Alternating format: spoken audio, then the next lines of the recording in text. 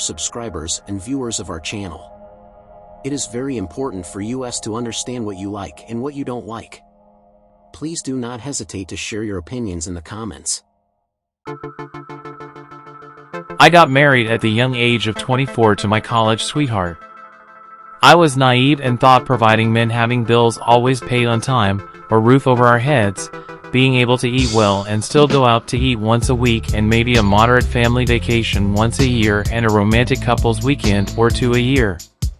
Her idea of providing was much different. She thought that being the wife of an engineer meant no budget needed to be adhered to. That we could go on 2 moderate vacations a year, 1 couple's vacation and somewhere extravagant. Oh, and free reign with the credit cards. This picture in her mind was partly because she came from a family that seemed very wealthy. That was until her father was prosecuted for some kind of securities fraud and, fearing that the fund would continue, committed suicide. And that's when she and her mother fully learned what need is. All their property, including real estate and deposits, was seized in her father's affairs. Her mother never worked a day in her life. And it was necessary to live, pay the bills and pay for the education of my, then not yet known to me, the future spouse. The situation was saved by her boyfriend, or rather, as she told me, he was not her boyfriend at that time, but just looked after her, but she at that time considered him only as a friend. When her father died and they were left without money, he offered to help her, including financially. Whether he spent a lot on her or not, but while they were together, about 2 years, he completely and quite well maintained her. Moreover, even her mother, who never went to work, got some. Alas, it all ended one day. Suddenly a search came to their home and to his work, and this friend of hers was sent away for 8 years for fraud with crypto.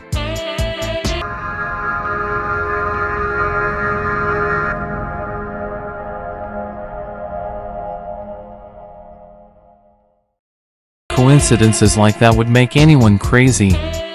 In general, she fell into a deep depression and was really close to suicide. However, that's when I showed up.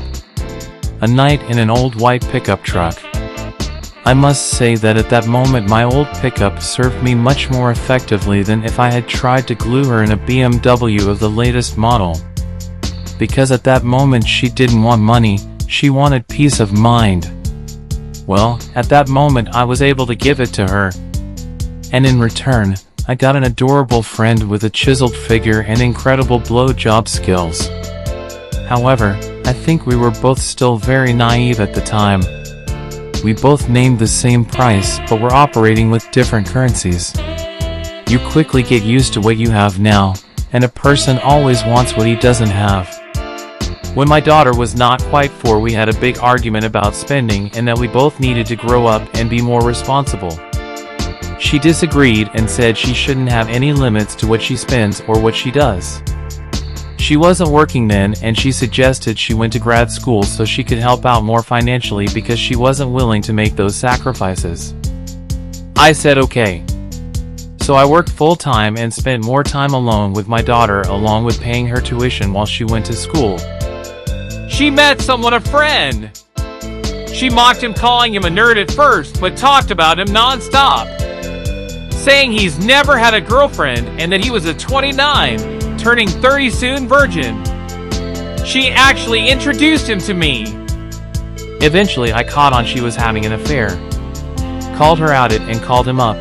Don't ever do this, bad idea. And I remember telling him, stay away from my wife. You can't afford her, you have no idea. So we went to counseling where I was berated by her in front of the counselor and basically forced to admit that her affair was my fault for her to stay. Never, ever do this. Also, before attending counseling, understand thoroughly how it works. If you're the one that is willing to bend or wants to be married more than bend over. A few months go by and he's still having contact with her. She blames him. He's the pathetic lost puppy. So I said we should move. I left a job with a great company in an attempt to keep my family together.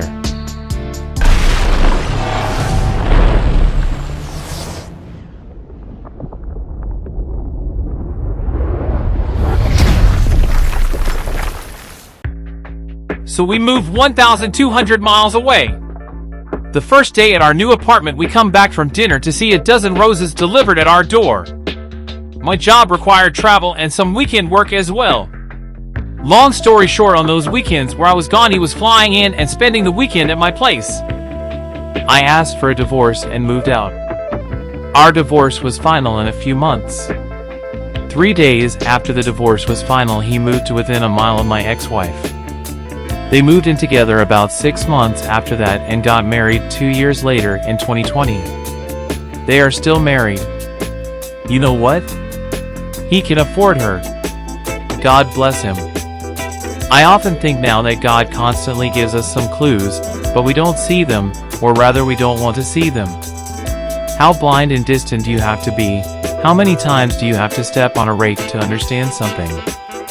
First her father, then her boyfriend, and now another stockbroker. The only question is how much is enough? Yeah, and where was he when I was in college? Apparently he had a lot of time on his hands since he never dated in college or as a young adult and learned how to build wealth quickly in the stock market. A few months after the divorce, it gave me a new perspective. Never get upset if you are dumped or ghosted or if someone isn't interested in you. It is much worse to be stuck with a toxic person. And I just now realized the meaning of the anecdote where a father asked his son who has just lost his innocence, "Son, tell me, after what you had, did you realize what the most pleasant moment in communication with a woman is?" "Of course, father. The sweetest moment is when you have sex with her." "No, son. The most satisfying moment with a woman is when she leaves."